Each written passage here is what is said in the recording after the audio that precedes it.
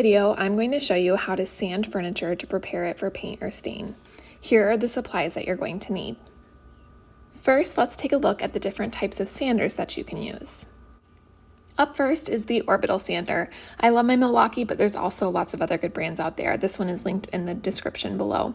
You'll also need sanding discs, and I highly recommend getting one of these foam pads. It helps reduce the vibration when you're sanding on like contoured or curved edges of your furniture. Up next is a mouse sander. This one is a Black & Decker, and this just gets into tight areas that might be a little bit harder to get into with your orbital sander. And here is a Milwaukee Orbital Detail Sander. It is very similar to the mouse sander. It gets into those really tight spaces, but this one is just a little bit smaller than a typical mouse sander. And here is a micro hand sander. This one is really small and great for those tight areas, but it's also really good along edges where you might have some detail and you're trying to get really close to the edge. You'll see later on in this video. And last up, we have a sanding block and a sheet of sandpaper. This particular sanding block is actually called the Holy Terror. You'll see why in a second, but you just wrap a piece of sandpaper over the top and use it with your hand. This has holes on one side for more aggressive sanding and then a solid back, which is less aggressive sanding. You'll also want a mask while you're sanding, whether it be a disposable one or a 3M mask like the one that you see here with particle filters. All right, let's get to sanding. So I am using this blue test piece, this little side table, and I am right now trying to decide if I can sand this paint finish off or if I need to strip it. So you can see me working my orbital sander here just in the corner. And in order to decide whether I should sand or strip, I'm basically just checking to see how long it takes me. This took a really long time. I was using 120 grit and then I switched to 60 grit. The lower you get in grit, the more aggressive the sandpaper is. And you can see here that I'm finally breaking through that layer of blue paint and only hitting primer at this point. So at this point I knew I needed to stop and strip this piece because sanding was going to take too long and burn through too much sandpaper. So here is the piece completely stripped. That's in another tutorial. And now it's time to finish sanding off whatever is left. So if you are someone with long hair, make sure that you pull your hair up before you start sanding. You would never want it to get caught in your sander. Wear that mask and glasses as well. So I am starting here with 60 grit because this is a solid wood piece of furniture, so it can handle 60 grit. If this was veneer, I would want to make sure that I was not going probably any lower than 120 grit. I would even maybe just start with 180 grit to be safe. So this video has been sped up. It takes a long time to sand. So do not go into it thinking that it's only going to take you about 20 minutes.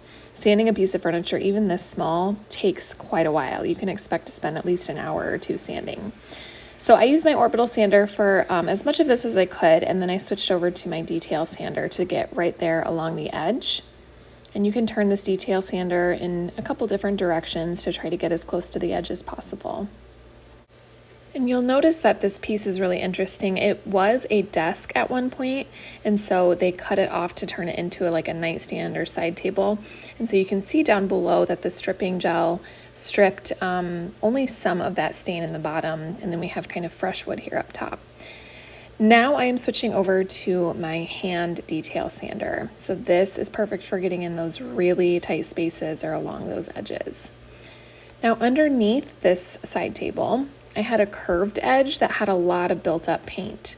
The person that painted it previously really let it build up down here in the bottom, and there were lots of drips.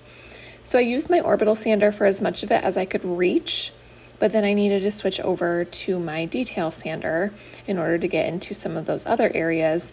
And when that didn't work, I also switched over to just sanding by hand by taking one of my 60 grit sandpaper discs and just kind of curling it up and getting into those areas. All right, now that the entire piece is sanded, I'm going to start sanding through the grits. And what that means is switching my sandpaper grit to get the smoothest finish possible. So if I started with 60 grit, I'm going to increase to about 100 or 120 grit, sand the entire piece.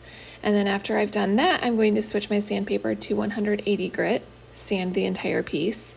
And if the grain feels like it's still not very smooth or I see any kind of swirl marks, then I'm gonna even increase to 220 grit. I know this is annoying, I know it's tedious, but it's so important to prevent swirl marks. Now here is that mouse sander in action. It worked well along that edge. I did switch over to my detail orbital sander to get some of those last little bits of paint that were underneath the edge here. Now another important tip with sanding is to make sure that you're very careful along the edges of your piece.